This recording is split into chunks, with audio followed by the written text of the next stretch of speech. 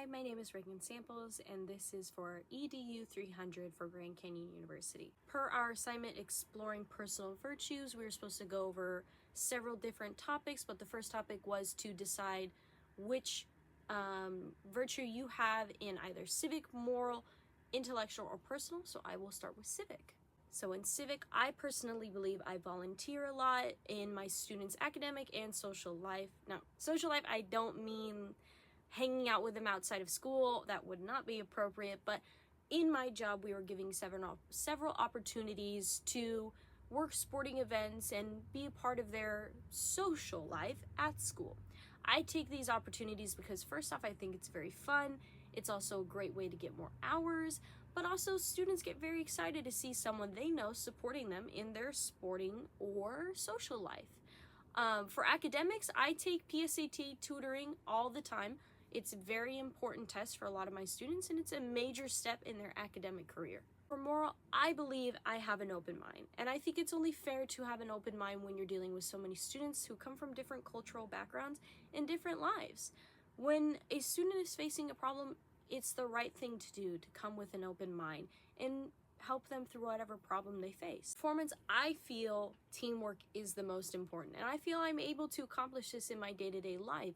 Not only am I working with several different types of students, I'm working with several different types of adults, and being able to work in a team makes the whole environment successful for everyone. In intellectual, I am always curious. I'm a very curious person. I want to learn how to do something better at all times. With my students, I want to be able to better teach them, and with my coworkers, I want to be able to better work with them. And to do that, I'm a curious person. Being a team worker, reliable, open-minded, and curious educator will, of course, make an inclusive environment, because students will see this person who wants to be at your football games, who wants to be at your PSA tutoring, as someone they can rely on, and someone who genuinely wants to see them succeed. And people will see in this team worker as someone who wants to accomplish problems together and group and have open minds come in to solve a problem. And of course, people who see someone with an open mind will trust them more, will allow them to help them solve problems. So all of these attributes really come into making that conclusive environment for not only the student, but the worker itself. There are several types of important virtues a person can possess that, align with the vision of God, but to me, there are about 3 that really align with the image of God, and that's compassion, patience, and integrity. So compassion allows educators to understand their students' struggles and really enforces the idea that we're there to accept their inherent worth and we're all created equal under the eyes of the Lord. Patience is essential for educators to learn about their students' different types of learning styles and growth paces.